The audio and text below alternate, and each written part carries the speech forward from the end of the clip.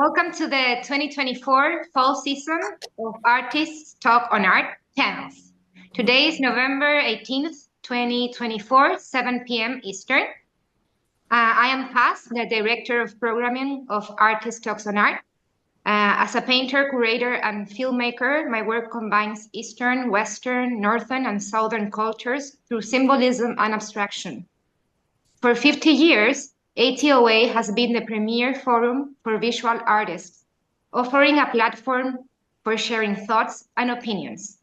Our mission fosters critical dialogue on contemporary art issues and historical contexts. Find recent Zoom recordings on YouTube and over 1,200 recordings at the Archives of American Art, Smithsonian Institution. Tonight's panel is Artists Run Art Fairs, featuring the moderator, Mitch Pilnick, Jennifer Dalton, Robinson Holloway, William Powhida, and Alessandro Berni. I will introduce the moderator, Mitch, and so then we can start the panel. Mitch Pilnick has proudly served as an ATOA board member for over 10 years, creating and moderating panel discussions on a range of marketing channels to support career advancement, including tonight's topic, Artists Run Art Fairs. Mitch holds an undergraduate degree in arts history, a passion he continues to pursue by attending artist open studios, art fairs, art galleries through the area. His Instagram page is at Visual Art Events New York. It's a labor of love, spreading word and exposure for those in the art community.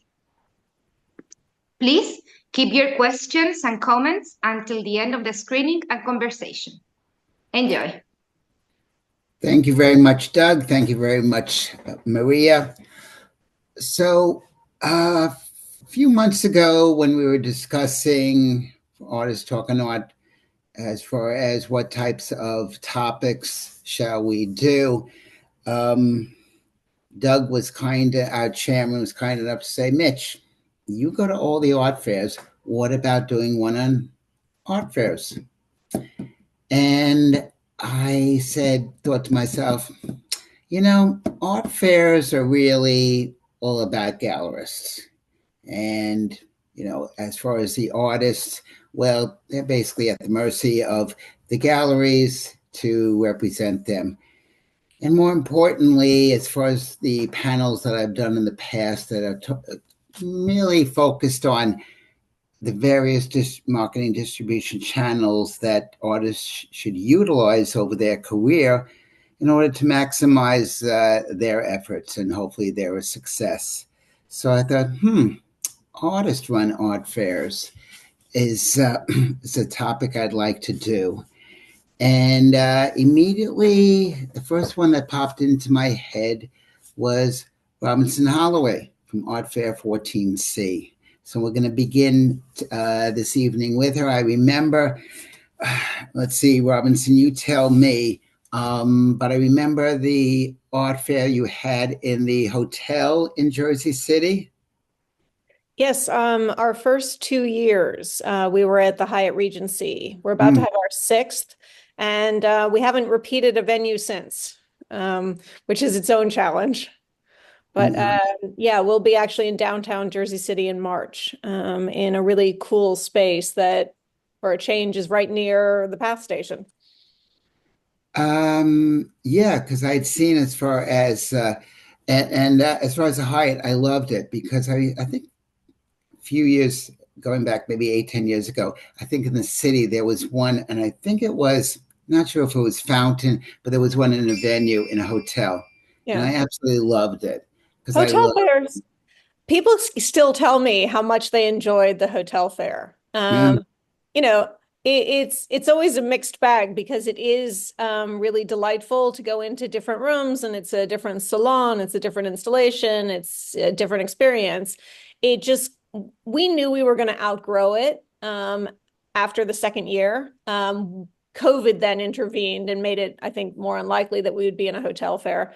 But it just, the capacity of the hotel, just, we outgrew it. But that's what I think this year people will like, because we're in what used to be dorm rooms. They're enormous dorm rooms, way bigger than a hotel room. And so there will be an element of that surprising room that people can go into, as well as they're big enough for us to have freestanding walls inside them. So I think it'll be a combination of the best of both worlds this year. Great introduction to segue into as for your discussion as far as for everyone here tonight to learn about Art Fair 14C and how you differentiate yourself, etc.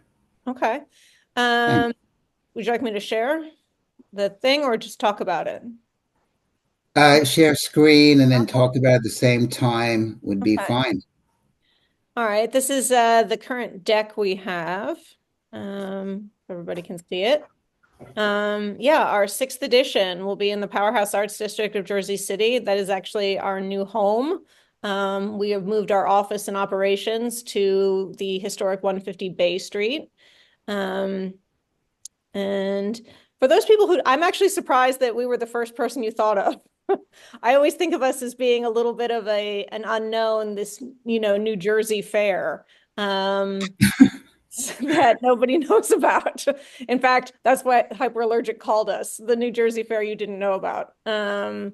It's sort of like, it's sort of, just to interject, it's sort of like when I say to people, have you been to Mana? And they're like, either Mana or no, I haven't. I'm like, are you kidding me?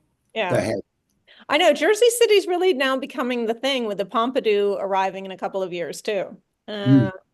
But yeah, so we are a Jersey City-based fair. We are a mission-based fair, a nonprofit fair. Our mission from the beginning has always been to increase opportunities for artists, expand public access to fine art, strengthen careers in the visual arts, and activate under-recognized arts regions. That actually initially was to broaden Jersey City's reputation as an arts destination, but we made it a little slightly different in a couple of years. But our name, for a lot of people think 14C is some sort of esoteric art world term, but it is in fact our exit. That's our way of showing people how Jersey we are. And we try to be a non-traditional art fair. One of the reasons I started this fair was because I was on the board of the Association of Women Art Dealers, which is based in London. And every meeting we had, people basically bitched about art fairs. And these are all art dealers. These are all gallerists. And I listened to them and thought about, what if we had an art fair that wasn't horrible? What if we had an art fair that didn't break you even if you had a bad fair? So we deliberately we basically give exhibitors booths at cost. And we keep the application open. Anyone can apply. It can be a regular gallery, it can be an arts organization, it can be an institution, it can be a university, it can be an individual artist. We get quite a few of those. It can be groups, pairs and groups of artists, or artist collectives. We anticipate that it'll be pretty much the same this year. The application is open now and people are starting to apply. We do have, the Pompidou has said they will actually take a space at our fair. So it'll be really interesting to see what they do. We're also doing, well, I'll get to that later. So our impact, we have, we have reached our mission in many ways. Have we sold as much art as I wish we would? I wish we would sell out every year. We don't. But artists come back to us again and again and again because their profile has been raised. New Jersey artists feel like they don't always get recognized. And that's actually why we created the fair, to give New Jersey artists, New Jersey galleries a chance to be on a broader stage, and also bring people to New Jersey that otherwise our crowds wouldn't get to see. And then who is our audience? We're a little typical, but we're probably more Jersey than almost any other art fair would ever claim their audience would be. But still, even though we are in Jersey City, which is part of Hudson County, less than 35% of our audience is from Hudson County. We do bring people in from New York and from the surrounding areas of New Jersey. And New Jersey is America's densest state, and it's a very wealthy state. And so people do come, people buy, people come in years and years, and people come back, and it's great. We are a starter fair for a lot of people.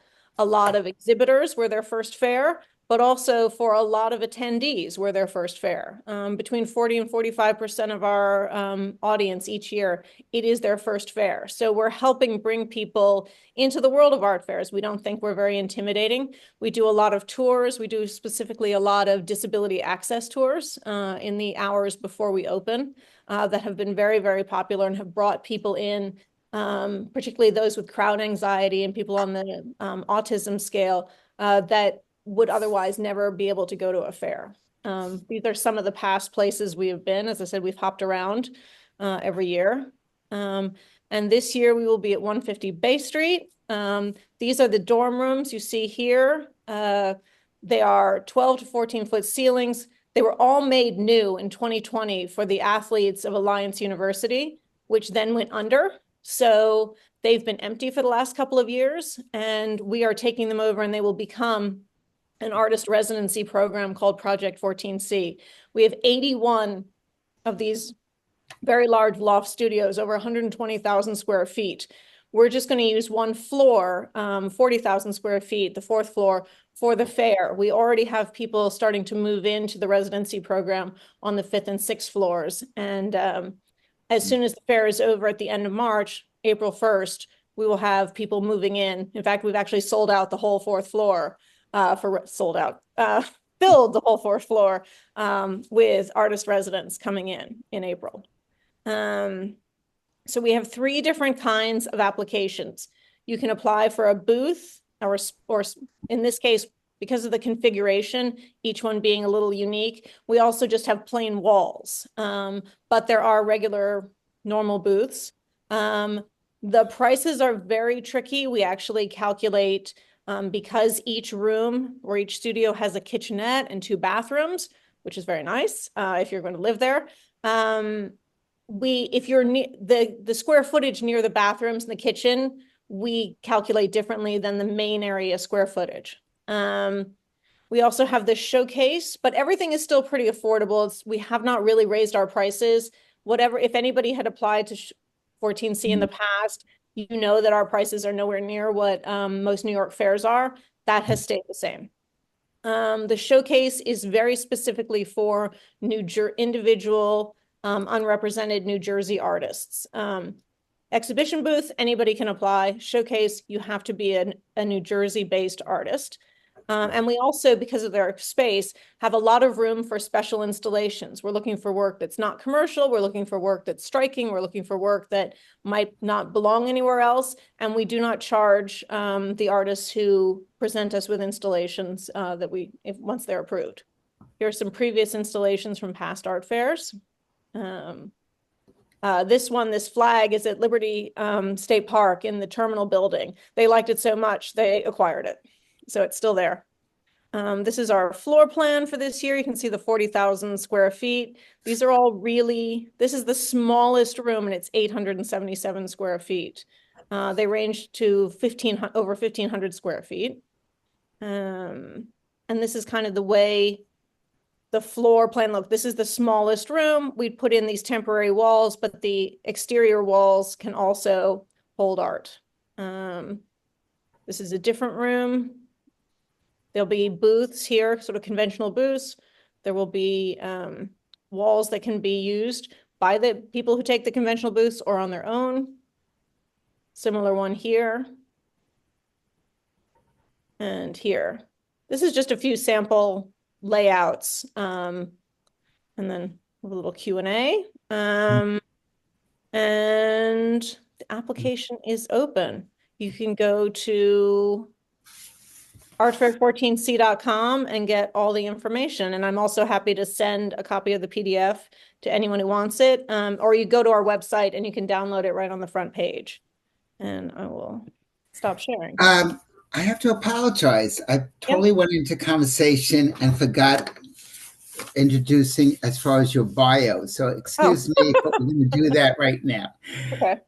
Robinson Holloway is the founder and CEO of Arts 14C, a New Jersey-based nonprofit organization with multiple programs that include Art Fair 14C and the Creative Live Work Community of Project 14C.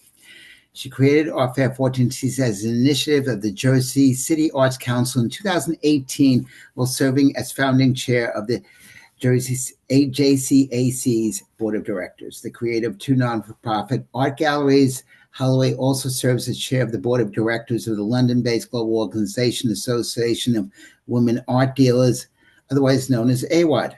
She's also involved in the community, serving on the board of directors of the Hudson County Chamber of Commerce, as well as co-chair of the Hudson Foundation nonprofit network. Her focus on the arts came after a long career in sports journalism, focusing on PGA Tour coverage for Reuters, Sports Illustrated, ABC's, and Golf Channel. Really, can you get me tickets to the Masters? I'm kidding. No. She still works in television. One day a year, writing the script for ABC's coverage of the Rose Parade. Very nice. Before we move on, I had a question. I know last year you were at Aqua in Miami. Yep. We're going back. It's Great. a great way to get our artists more exposure and also, have people know about our fair, and plus it's really fun. So we're going to we have a gallery too. I mean, the Arts 14C has a lot of different ways that we try to expand opportunities for artists and bring the public to the art. And we have a very large gallery also in 150 Bay on the second floor. And we are taking that gallery and artists who have been in it down to Aqua. And yeah, it's going to be great. Great. I look forward to seeing you there. And I know Alessandro will be there also, because after all these years and my appreciation, I finally got down to Miami last year. And my first was going to Aqua. And that was my favorite, that and Ink, because of the venue. It is so nice as far as in the rooms versus the huge Art Basel at Miami, which gets to be a bit too much. So, alrighty. Thank you so much, Robinson. Let's move on to Jen Dalton and William Powhida of Zero Art Fair. And this time I will be doing the introduction. Okay. So, as I had mentioned earlier, thanks to our prior program coordinator at ATOA, Miriam Deutsch, she had mentioned to me about Zero Art Fair and Upstate Art Weekend. And unfortunately, I wasn't able to attend, but certainly I appreciate it. And when I took a look into Zero Art Fair, I said, wow, this is a really different type of platform. So I'm really glad that the two of you were able to participate this evening. Okay. So the joint artist statement is that both Jennifer Dalton's and William Powhida's individual art practices have questioned artists' relationships to the art market and larger culture for many years. They first collaborated in 2008 during the financial crisis, don't we know it well, and developed the Discussion as Art exhibition, #class, and its successor, Art Fair Iteration, #rank, in 2010 to address problems of access, hierarchies, and power imbalances. In 2017, with the support of quote-unquote more art, they presented month to month, a month-long series of public performances and discussions on the topic of housing affordability that took place during short-term residencies in private apartments. At Zero Art Fair, the works are offered to visitors free of charge, with ownership transferring to the new collector via a signed contract over a 5-year period, and the artist retaining rights regarding the value of the work. Both Dalton and Powhida's individual artworks and their collaborations have often engaged in institutional critique. With Zero Art Fair, they have created something new that addresses some of the issues they've critiqued. So welcome. Thank you. Thank you. Thank you. So, Bill, you're going to share? Yes.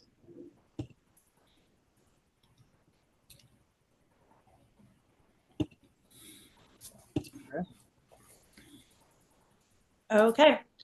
So Zero Art Fair is brand new. We just had our first iteration last summer in Hudson Valley. And Zero Art Fair is an art fair where all of the work is given away for free, but with an asterisk. It's an experimental model to match artworks that artists have been storing in their studios with people who want to live with art but can't necessarily afford it.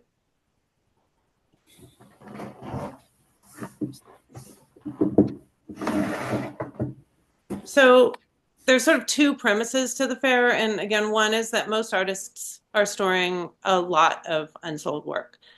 And at the same time, most normal people, including most artists and art workers, can't afford original art. So we're an experimental way to reclaim available works and place them in people's homes for free.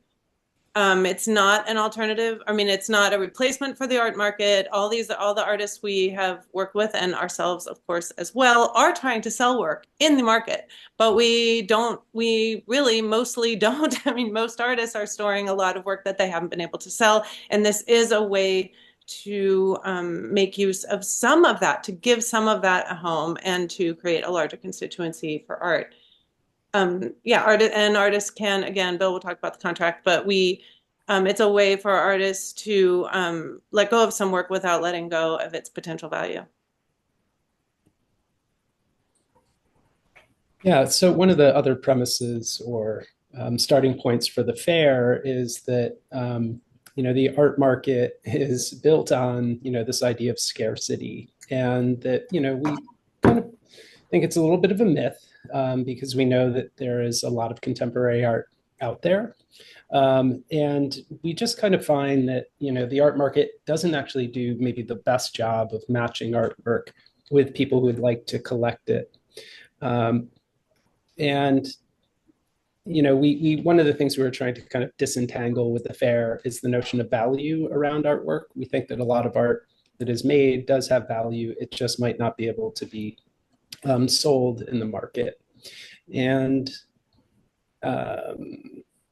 yeah, I mean, I think one other thing that sort of we wanted to point out is that even if the market is working for artists, that we were looking at some of the data around this, and the 2020 Art Basel Art Market Report showed that, like, within most galleries, the top artist accounts for 43% of the sales, and the top 3 artists account for about 57% of the sales. And it's just a point that, the market, it really rewards very few artists with a lot of the money, and other artists might be selling a few things, but that, led us to understand that we're probably not alone in the fact that a lot of artists have work in their personal inventory and gallery inventories as well. So so we were really hoping to kind of like use Zero Art Fair as a way to get art out of storage, out of crates and boxes, and get it into people's homes. So that was, we kind of, some of these slides are from our pitch deck that we put together as we started to kind of put this idea together in a fair. So yeah, as Mitch mentioned in our bio, Bill and I have both done a lot of institutional critique type of work. We've created platforms where there's been a lot of complaining about the art market, where artists have spent, and not just artists and people who are shut out of accessing any art, participating by living with art. There's been a lot of analyzing the problems of the art market. And we feel like the bar is really low in the art world for trying new things, because the way it is works for so few people. And so this is our attempt to build something rather than just allow a lot of complaining. Yeah, so the premise of the art fair, what enables it is a store-to-own contract. And I had some artwork come back to me from a gallery in LA back around probably 2015 or 2016, and it was work that had been in storage for many years. It had an opportunity to sell. It had been exhibited.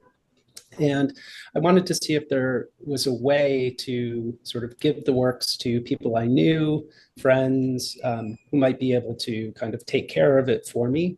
And so I asked Amy Whitaker, who's a professor at NYU, to come up with an agreement that would allow me to transfer the work to people.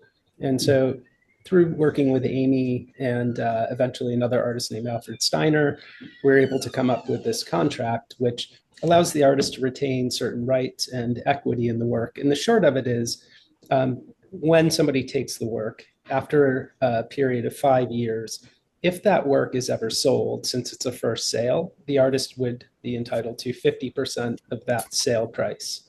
And embedded in the contract, as well as any secondary sales of the work or further sales, would grant the artist a 10% resale royalty. And within the contract, we also embedded certain moral rights for the artists and outlined just the process of what all the rights and responsibilities are for the artist and the collector. And this is available on our website. Artists, collectors are free to look at it. And it is legally enforceable in New York State. But in terms of practical enforcement, we won't know that until the unfortunate case where there's a dispute and somebody would have to sort of take it to court. And so this contract was adapted from the original store-to-own contract for Zero Art Fair with further modifications. And we're able to use this in the fair this summer.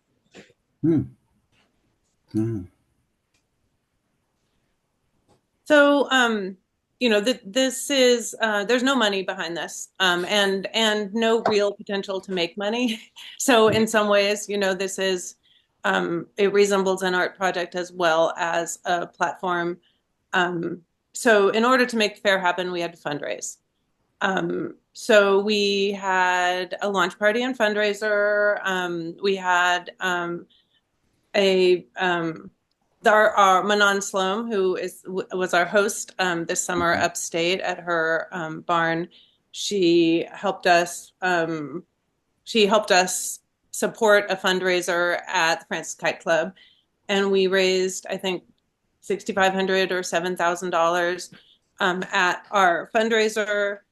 We also sold, Bill and I both funded the fair by selling a lot of our old prints that we were storing, which is appropriate. But one of the ways people could buy tickets to the fair was they could get a print from one of us. Eventually, we did the fair with a budget of about $14,000, and that did not include any artist fees for us. And hopefully that was going to change in the future. We are not, you know, our goal is not to have artists work for free, including ourselves. And we will get to that more when we talk about the second iteration.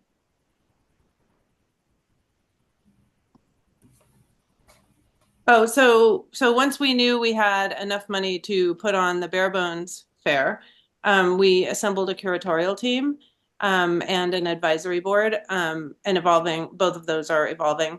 And we built a website and we hosted an open call for artists. And to our surprise, a lot of artists wanted to participate. So, you know, initially it was just our mailing lists and Instagram. We paid for an ad on NYFA. Over time, we gathered more sponsors and a lot of in-kind donations. We had in-kind donations for art handling, for printing, for public relations. And so then our curatorial team went through all of the open call submissions, and there was no fee to apply, and curated the fair out of the open call submissions.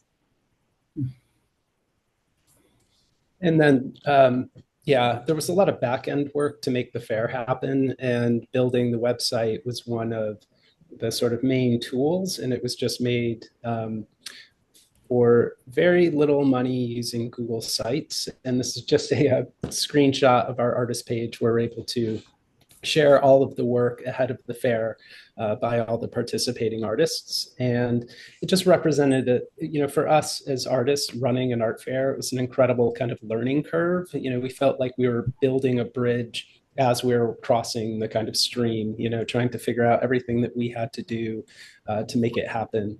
So, this was sort of the division of labor between us as artists.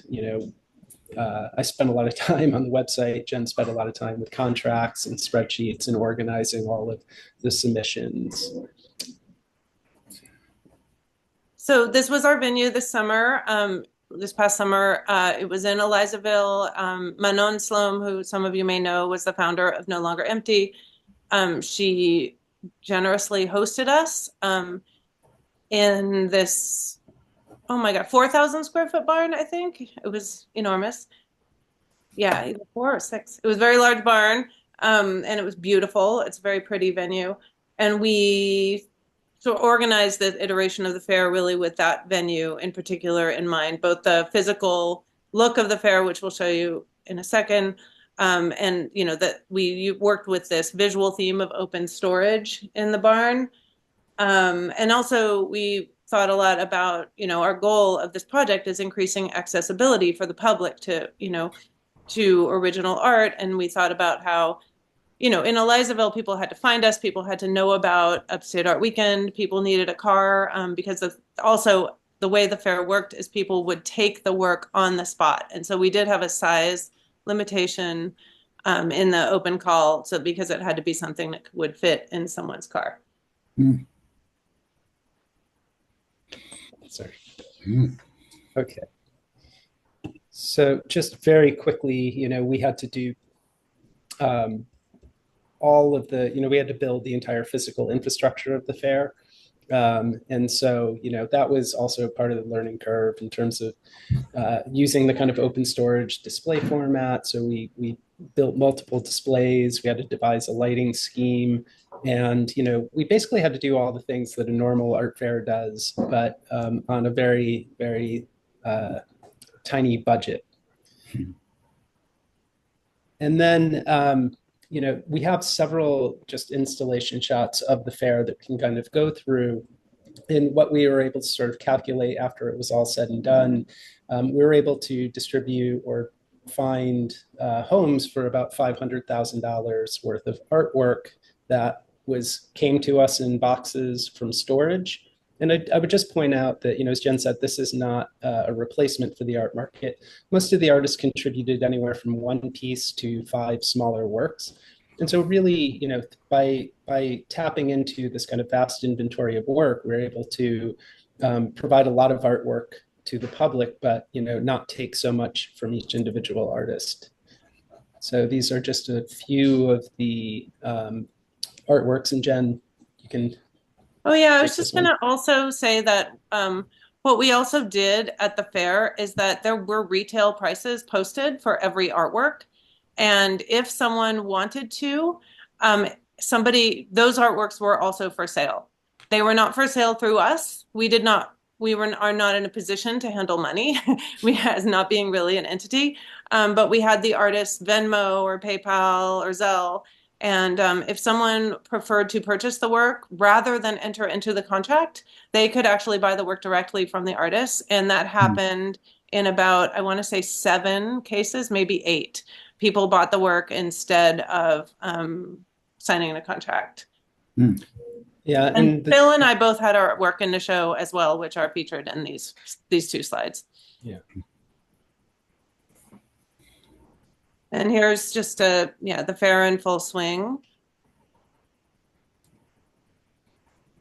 And, one of the things that we did is, the collectors, the new collectors for the work sort of helped, repack the artwork and the existing materials. So we wanted to kind of make the physical reality of storage and what that means visible, and also just a little bit more of the kind of labor that goes on behind the scenes in an art fair that you may not ever normally see. So we just sort of centered that right in the middle of the fair, and it was amazing. People really helped out and helped us get a lot of the work repacked and out of the door. And yeah, one of the things about the fair is like Jen and I and a few others were the only people actually got to really see the fair in its full form, because people took the work home immediately. So if they came and they wanted the work, signed the contract, they packed it up, and things went much more quickly than I think we would have imagined, even with a strict limit of one artwork per individual per day. Yeah, I was also actually on that. I just wanted to say that that the euphoria that people had in this space was something that we had never experienced before in an art setting. People were beside themselves with joy that they actually had access to this. Like people who had never had an original piece of fine art in their home it was really thrilling actually to be a part of this. It was that level of joy was something I hadn't exactly anticipated. Yeah, I think Robin said earlier, one of the goals of Art Fair, Art 14C was to make, art fairs less terrible. And so this really did feel like the best parts of an art fair without a lot of the awful feelings of worrying about whether or not it was going to break you or if you were going to sell work. So this is our really exciting Jotform spreadsheet that we built ourselves and mostly were able to use without creating large problems on the spot while people were waiting at the fair. But there were a couple times when there were large problems. The other thing I was going to say we decided to tell people that the artwork was free in terms of money, but not in terms of time. But the way that the contract is set up, the artists actually signed the contracts in advance. So they did not in this. I know there are some similar projects like Adam Simon's Art Adoption Network where artists vet their future collectors, but in this case, there was not time for that. The artist signed the contract, they're part of the contract in advance. The collectors signed the contract on the spot in the fair. Yeah, and so all of the artists, the collectors all have copies of their contracts, and then we have an archive and backup copies of all the contracts as well. And they'll fully vest over this period of 5 years. And go ahead, Jen. Oh, we've been asking collectors to send us posts on Instagram or send us pictures of the artworks in their new homes. And the artists have been really thrilled to see their artworks that were in boxes in the dark, like on view, being loved in people's homes. This is just a few of them, yeah. And just to share, the press coverage for the fair was really good. There was some early coverage in ArtNet just when it was sort of an idea and we were engaging in the fundraising, which helped with the open call. And, there was some excellent coverage in the Wall Street Journal and good follow-up, which just really helped everyone. Since, again, we didn't really have much of a budget for advertising and we weren't going to recover any advertising costs with any income coming in. And it was Blue Medium, the PR company, was very helpful with their sponsorship of the project. And yeah, we were just really kind of surprised by how much interest there was in this kind of interesting project. As we mentioned, we will be doing this again. We were not sure that would be the case, but apparently we are. In July 2025 at Flag Art Foundation, and we're going to change a few things about the fair. We want to set up a tiered entrance system so that to create the most access for people who actually generally have the least access. Like we're hoping to not give work away for free to people who mostly can afford it. We want to really try to skew the attendance that way, and we're working to actually maybe be a little more radical even on this next iteration. Yeah, we want people with money to go buy art at the galleries and other art fairs as well. So I think that is it for our presentation. So I'm going to stop sharing. Thank you. Okay, so thanks so much, Jen and William. Now I'm really upset I didn't make it up to see you guys Upstate Art Weekend. But anyway, look forward to seeing you at Flag in Chelsea next July. So this is fascinating. So before we move on to Alessandro, um, how did this actually begin as far as the seed? So you two know each other for a while and you just have that, because you seem to have that. I remember a few years ago, maybe 8, 10 years ago, there was a thing called Art in Res. And it was like a similar kind of platform as far as experimental, as far as, hey, do I like it in my home or apartment? So I find it fascinating because I'm always looking at, hey, marketing and different angles, and I love your platform. So how did this originally come about that you thought, let's do this because nobody else is? Well, I would say I mean, Bill and I have been working together trying to come up with ways to intervene on the market system for years. But I would say that this probably had one of its main starts was with a group that we had called FIPCA, which involved several other people, some of whom might be in attendance. Jen McCoy, and wait, was Lynn Sullivan here? And Kevin McCoy and Peter Rostovsky and Guy Richard Smith. We did a telethon for the 1% in 2011 around the time of Occupy Wall Street. We had an all-day event where we raised money for rich people. And then we were trying to think of what FIPCA should do next. And this idea came out of that brainstorming. And then plus, when Bill came up with the contract to give away his work, we put those two things together. Yeah, we had some meetings. We started to develop a kind of pitch deck for it. Peter had done some early drafts of the logo that looked a little more like Soviet or Russian constructivist propaganda. And it sort of, fell by the wayside a little bit. But Jen definitely brought it back when Manon Sloan asked her if she had some thoughts about how we could use the barn. And that really is where it picked up. But I would go back to, hashtag class in 2010 when we met Adam Simon, who had done the Fine Art Adoption Network, which was kind of an online platform for matching artwork with people. Another artist named Sean Neftel had done a kind of free art stand. We did hashtag rank. And it was amazing to watch people walking out of a commercial art fair with lots of free work. And Sean's booth was empty at the end of the day.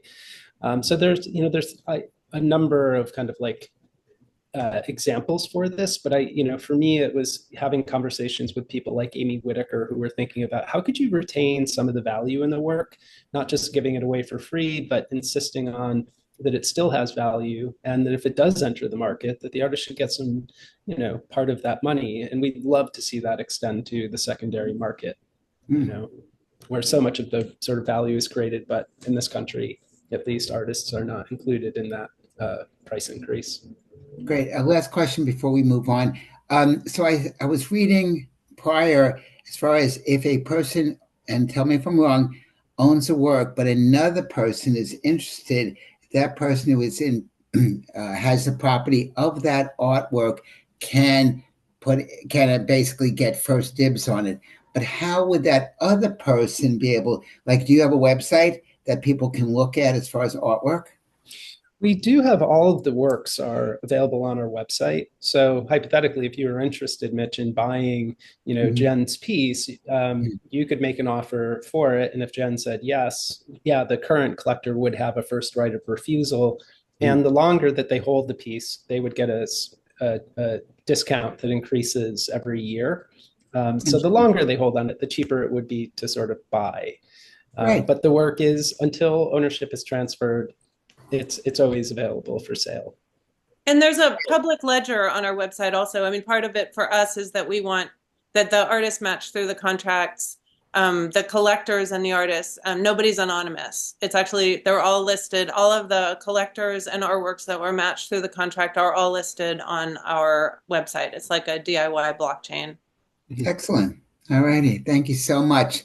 All righty. Going to move on to Alessandro Berni of Clio Art Fair. Let me get his bio out and we may begin. Hold on one second. Here we go. Okay. All righty. So first, let me say I don't know, maybe let's go back about 8 years or so when I first came across Alessandro and Clio Art Fair, and I thought it very interesting in regards to a art fair that is for artists versus galleries during Armory Week and all the other art fairs. And in fact, last year, a friend of mine, Steve Zolan, had a space, and I purchased an artwork that I know Steve for a while, but I was like, oh, how great. So I'm not only benefiting Steve, but also Clio, and I was very happy that able to do that. So let me begin by saying Alessandro Berni is a visionary art curator and gallery owner known for championing innovative and independent artists. As the founder of Clio Art Fair, an acclaimed quote unquote anti fair in New York, Berni has created a platform for artists without exclusive gallery representation, for providing them with an opportunity to showcase their work to a global audience. In addition to Clio Art Fair, Berni is the founder of Alessandro Berni Gallery, where he represents a diverse roster of contemporary artists.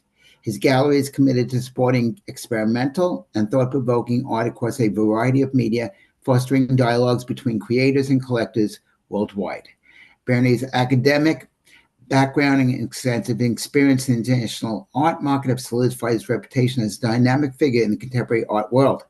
Over the years, he has collaborated with artists, collectors, and institutions to promote cultural exchange and artistic innovation. His dedication to highlighting emerging talent and underrepresented voices continues to define his curatorial vision and professional ethos. Berni's contributions to the art world are recognized not only through the curatorial ventures, but also through his active participation in major art fairs and cultural events globally. So I'm happy to introduce Alessandro Berni of Clio Art Fair.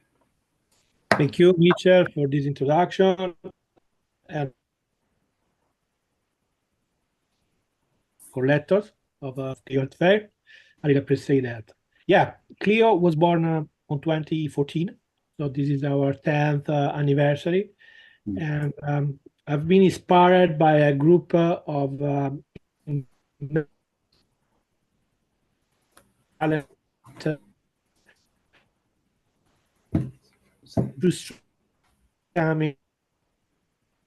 approached, knowing that they wouldn't be part of it. So their determination, their passion motivated me to launch a fair with a unique. For some reason, Alessandro's voice is breaking up. Allowed to exhibit. I know, I heard that too. Do you want? Do I need to restart from the beginning?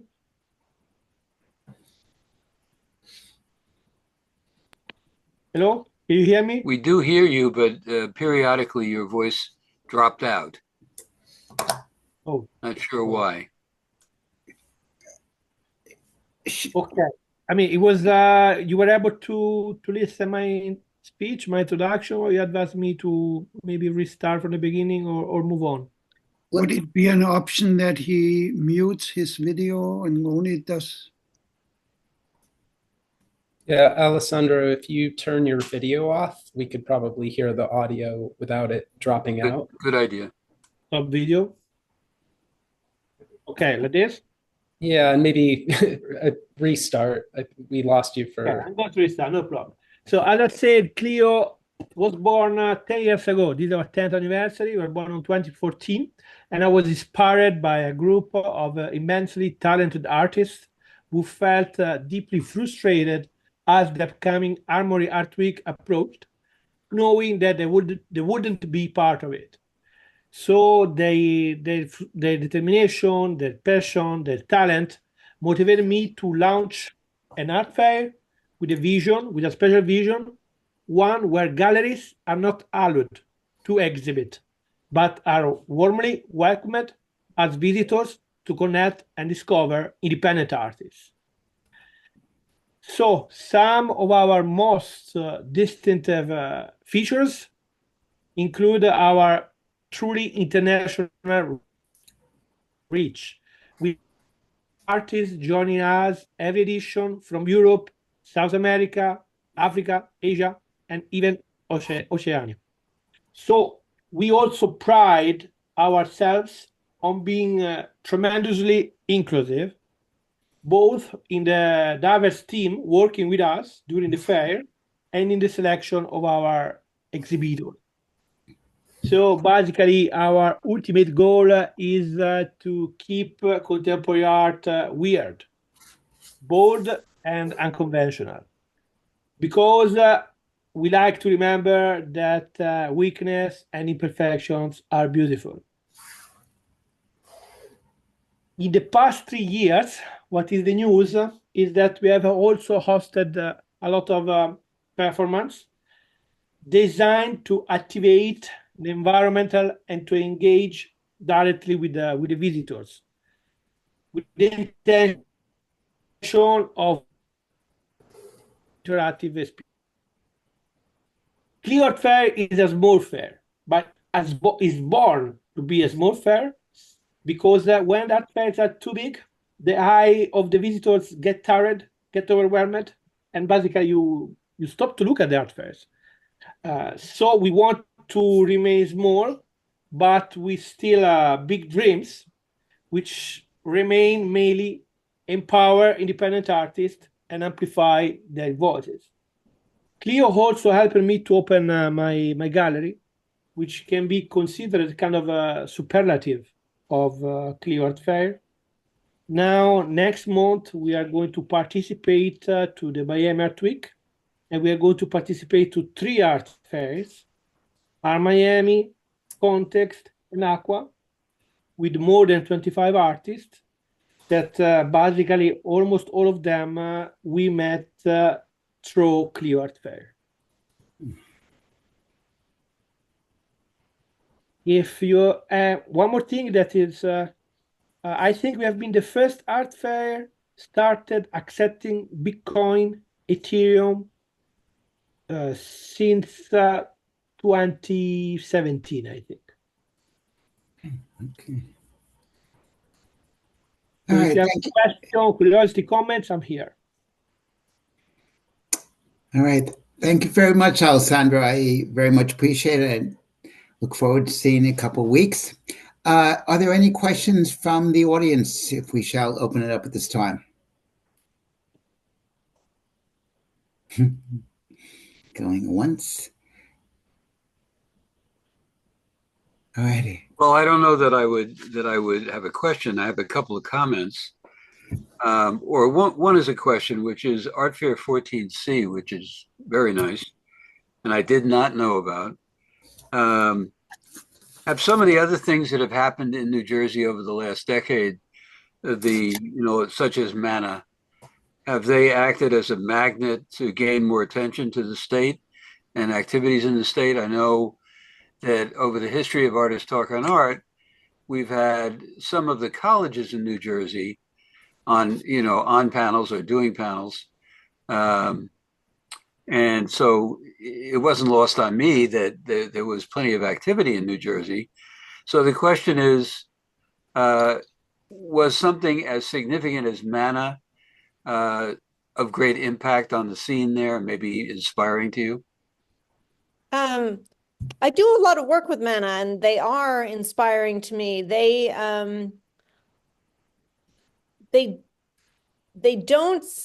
don't spend as much time like within the community of New Jersey, I would say. And, I don't know that they necessarily embrace their Jerseyness. They are their own thing. There is definitely, when you talk, there is a lot going on in New Jersey. There are a lot of artists. There's a lot happening here, but there's definitely a Jersey stigma. If I look at an artist's website, and I look at a lot of artist websites, and I see the phrase NYC area artist, Yeah. 100% that is Jersey, because nobody in Greenwich is calling themselves an NYC area artist. Nobody in Westchester is calling themselves an NYC areas. Same with Philadelphia area artists. They're also Jersey. So I mean, it's absolutely helped in that I think when people do come, especially to Jersey City, which is sort of cuddled up against New York, you come over, you see it's actually pretty easy to get to us and that there's a lot going on, but it's tough to get people to cross that river. But I think when they do, and Mana is something that people do go to, I think they start seeing that there's a lot here. Can I comment a little bit on that? As a Jersey artist for many, many years, I came in 1990 in Jersey City and saw everything kind of grow up from the ground up, a type of thing. And when Mana really took over, and Mana did change the whole scene in Jersey City, and there were many artists that were coming over from New York and getting space there. So it really did change it a whole lot. And it's interesting. I mean, I'm talking, people were coming. I was kind of surprised. Other artists I were knowing getting space over there that were, especially if they were down in Tribeca or wherever they were living, because it's so easy to get to. Anyway, but I have one question to both William and Jen. Can you talk a little bit about how the whole project grew and changed, and how it morphed, and maybe just a little bit of what you learned and what it means for the second iteration of what you're doing? So I don't know if that's too much to take on, but just a little bit more about like the growing pains and some of the things that you learned. Jen, do you want to start? I was totally saying, Bill, do you want to start? But I was muted. Yeah, you want to talk about flag? I mean, like we're working right now. I mean, it just doesn't. I'll set you up, I think. But to have, I mean, again, it was such a beautiful thing. What the vibes upstate, you know, were so lovely and bucolic. And it's going to be really different in Manhattan, and we're trying to figure out ways to preserve that, try to make it a beautiful experience for the artists and the visitors, and also to make it not be a like a sample sale vibe, because people can get very sharp elbowed, you know. And then, so we're working, you know, we have a little bit of time because we just agreed to do this, but we're working on ways to change how, like, we didn't control access in the barn. I mean, the barn's location controlled access for us. But Bill, you want to talk about the structure we're working on? Yeah, well, we're going to ask potential visitors to the fair for just a little bit of information, you know, to kind of be able to put people into some different income kind of buckets or brackets, so that when the fair is open for people to come and take the works home, that there'll be a kind of proportional mix of folks, you know, with priority for people that earn under a certain income bracket. Because we certainly, you know, saw people come through the barn who looked like they could certainly afford to buy some work. Right. Or we knew they were collectors already. Yeah. Or, you know, but some folks, you know, read about the fair in the Wall Street Journal. It was the first time they felt like they could come and, you know, get some artwork. But, you know, I mean, we learned a whole lot of things just on, you know, like how to build a fair, you know. There were so many sort of steps along the way that, you know, I felt it was a continuous kind of learning process. And we built a lot of kind of infrastructure that was sort of DIY, but we can certainly use again. So to reproduce the fair won't be as much work. And actually having an, you know, organization to support us, I think, is pretty fantastic. And we'll be able to do some things like have the work up for a couple of days before the fair opens, so that the work can be sort of properly exhibited. And whatever, you know, kind of curation goes into the show, that will be visible to people before it becomes a kind of feeding frenzy. Because, you know, we had sort of planned this fair to last 3 days, and it was effectively over in like a day and a half. And, you know, it's kind of tough to go out and take your, you know, signs down and let people know, you know. And we stayed through the second day just to kind of talk with people and give them whatever consolation prizes we had, like Lisa Levy tote bags. But Here. I'll say this, even on the last day, one of the last artworks that was, hanging up, someone walked in and said, "Oh, I'm glad it's still here. I wanted that." So you can't sort of judge what people value by what went first, and we were able to place almost everything except like two very sort of maybe 2 or 3 large scale sculptures. So I know sculpture still, even when it is free, presents a bigger challenge for people to kind of commit to and take. Yeah, Babs, there's a lot of lessons. We did a really nice interview with Adam Simon for Two Coats of Paint that, I think has a lot more of that information in it. The one other thing I'd say is the work framed? I meant to ask that. Is the work framed? All the work had to be display ready, framed or on canvas. We couldn't show like prints or things like that. Yeah, because it was hanging on wire. I mean, on our mesh. Mm-hmm. The other thing I will say about doing it at Flag, having that support, is that we're able to offer all the artists honoraria, which is something we've been wanting. That's nice. Yeah, that's nice. And I heard you guys right after, I think you did it originally on Patty's web podcast. And you were both pretty traumatized at that point because it wasn't long after. And I was wondering, I wonder if they'll do this again. So it is interesting to hear, and it's nice that you're getting Flag support. That's great. So I have a theory that someone should really either do a book or actually curate a show or create a collection, even better, called Art from the Dumpster. Because so often in Soho, I go Tribeca, I've attended many, now I live in Hudson Valley these days, but in the past, attended many of these post-mortem, we'll call them. Somebody would pass and his friends, his family, whatever, would invite everybody, all the other friends and anybody they could, basically, to a party at the loft. And sitting outside on the street was the dumpster. So it was like you either take things for free or they're going in that dumpster. And on one occasion, I went to one and I took like 8 or 9 pieces. I love the pieces. I knew the artist. And the artist was married to, separated from for like 25 or 30 years, something like that. His wife, his still wife, although he was separated from her, was working at one of the big, I won't name the gallery, but let's just say one of the largest, one of the top, 10 galleries in Chelsea. And certainly knew a lot about what to do with art, which is all now in her hands. And yet most of it ended up, 90% of it at least, ended up in that dumpster that was downstairs. Wow. So, I'm very sympathetic to this idea of giving art away. I think it's a great idea. And it should happen regionally or whatever. It should just be something that becomes embedded in the structure of the art world. Yeah, I agree.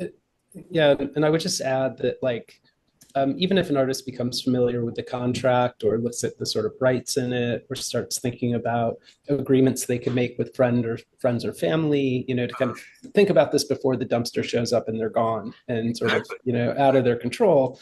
I think that's another aspect of the project beyond what we're doing immediately. Yeah, I think you guys should really, if you want a New Jersey franchise, I'm happy to help you. But I do think I was just going to say a franchise is a good idea. No, this is a genius idea and it really needs to grow. And seriously, if there's anything I can do to help you make it grow in New Jersey, I'm happy to. Robinson, thank you. I mean, we are sort of thinking, really, a contract is out there and people can run with it also. The contract is open source. Yeah, and we'd want to help people do it right. Because I think if it were sort of done poorly or there wasn't the attention to detail that Jen was able to, bring to this, that I could assist with, it could go sideways. So we don't want people to do this, without proper support, both financially, but I can imagine communities, other cities, other places would, really benefit, from being able to do something like this and maybe even provide more funds for the artists. Because sitting in the background of all of this is how great would it be for artists to have some more public funding so that they weren't so dependent on the market. And because we know the market works in cycles too. You might have 3 to 5 years of great sales and then a period where that isn't available to you. So indicate the idea. Yeah. So it is replicable for sure. We just want to help people do it right, find support for it. Sorry. A question related to what Doug mentioned. I am in the possession of considerable art stock by my late wife, Isabella Miele Jacob. Is it only open at Sarah Art Fair to living artists? Great question. That is a good question. We had said a related question. We had said you cannot donate work by another person because that felt like something that you owned that was by someone else. But it's very different if the person has passed and it's your spouse. And I'm going to say that seems like something we would. Yeah. I think we would definitely be open to that. And that's something we would have to think about too, because part of the contract as well, if there is this resale royalty, if it's enforceable, it should go to the artist or the artist's estate in the future. Mm-hmm. Yeah. Patty Johnson just had a talk today with a group that, what was the name of it? And he kind of franchised these artist-run galleries. Alex. Yeah, from Tiger Strikes Asteroid for sure. Yes. It was a fascinating conversation too about how he has it set up so that like you're talking about, the contracts are out there, the stuff is out there, like how to help the others set up their spaces in these other cities, so that he's kind of overseeing it all. It was an interesting way to go about it. So it looks like you got some partnership here with Jersey City, maybe, huh? That'd be fantastic.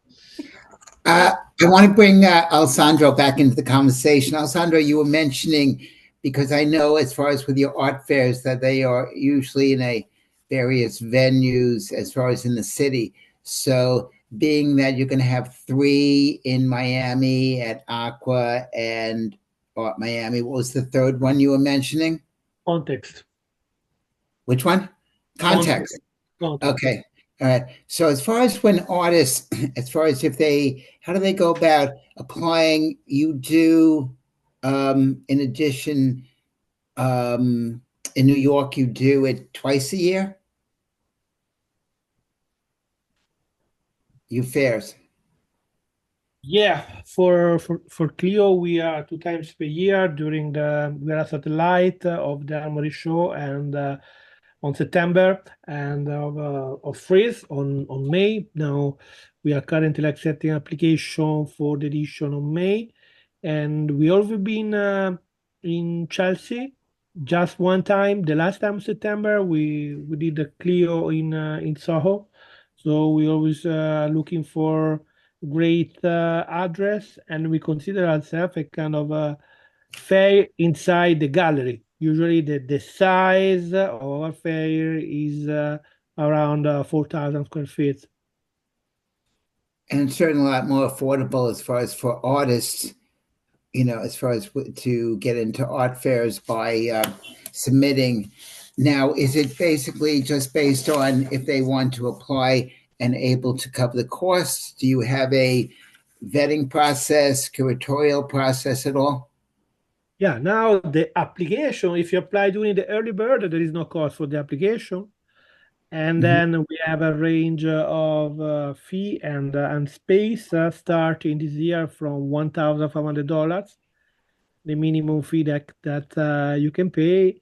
And I think is a great chance, and it's important to underline that we don't have just emergent artists, but actually most of the artists are middle career artists with long experience. And on May we are planning to be on 24th Street, close to Gagosian, close to many important galleries. We usually are featured by New York Times, by Wall Street Journal. So it's the cheapest way, I think, for an artist to be in Chelsea with the budget that we are able to ask. We are not a non-for-profit organization, but we operate as a non-profit. Okay, great. All righty, thank you. You're welcome. Yeah, somebody had a question here? Hello. Hello. Hello. I over a decade ago designed an event for artists. I started with thinking about my wanting to distribute collection work, and I'd like to send to you all the essay I wrote on this event. I call it Early Wait because it targets the older artist who's still got a collection that wants to celebrate and downsize simultaneously. Did you understand that? Mm-hmm. Yeah, if there was any way, Francis, to share that in the meeting chat would be fantastic. But if you can email it. I could go fish for it and copy and paste it in the chat. Shall I do that? Yeah, and as a follow-up, you could email it maybe to Mitch, or I'm not sure. Mitch, is there another email contact for folks to get in touch with Artist Talks? Doug, what's the best one for him to use? Or Maria? Do you want me to provide you the email of ATOA where she can contact me? Yeah, or... that would be great. Okay. Yeah, that's fine. It's certainly now. Is this a letter? It's just a text document. Is that the idea? Yeah, an essay. I'm looking for it because I don't. And that we want to direct it to William. Is that the idea? Oh, yeah. Well, William, I think it's going to the whole we'd group. love to see it. Yeah. We've been thinking about this kind of thing too. Yeah. Okay. So if you send it to me, to Doug Shear at Gmail, right? DOUGSHEER at Gmail. I will then. What will I do? Well, I'll send it to everybody that's on. All the presenters that are here, plus Mitch and Paz and so forth. Mm-hmm. And yeah, that should be good enough, I guess. Or Doug, can you just stick it in the chat right now? Type in your Gmail address in the chat. Yeah. So Somebody just copy and paste it. It's in the chat. Maruna just posted it. Yes. Okay, there you go. Yeah. I mean, the other option would be on our Instagram or Facebook page of Artists Talking Art, ATOA, is to send a message also through that, if you're able to. That's all. Well, we're going to send it to you, so that therefore you could edit. Great. Okay. Great. Thank you. Thank you. Anyone else wants to ask something, comment something? Oh, you know what? Actually, Robinson, hi, you there? Hi. Before I had a question. Two things as far as Jersey, because I live in Forest Hills, but I don't mind going over the bridge and all that. But two things. Hoboken, I thought a few years ago that there was artist studios going on in Hoboken, but I haven't heard anything recently. They did. They actually had their open studios 2 weeks ago. Okay. Yeah, the first week in November. The Newman Leather Factory is the one that has the most artist studios there. What is that called? Newman Leather. They're currently in talks with there's a developer that wants to, because it's falling apart, wants to tear it down and, but not just, they're working on not displacing the artists, temporarily moving the artists and then moving them back. Sure. So I know they've actually started a 501c3 to kind of collectively make sure that things like that do happen. But yeah, no, there's still a lot of artists in Hoboken. Right. And the other thing, as far as with Powerhouse, because when I saw it, as far as the Powerhouse, I thought of Gowanus, Eric Shiner Powerhouse. Yes, Eric Shiner said to me, he's like, I wish somebody had Googled that. We've had the Powerhouse for a long time. It just, I will say the Powerhouse Arts District in Jersey City has been more of a concept for many years. It is now becoming a reality. The New Jersey Symphony is moving in. We have galleries. We have, of course, our residency. So yeah, it is unfortunate that they have the same name, but. Okay, no connection.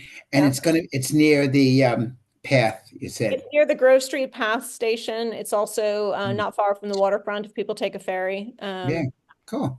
Great. All right, thank you so much.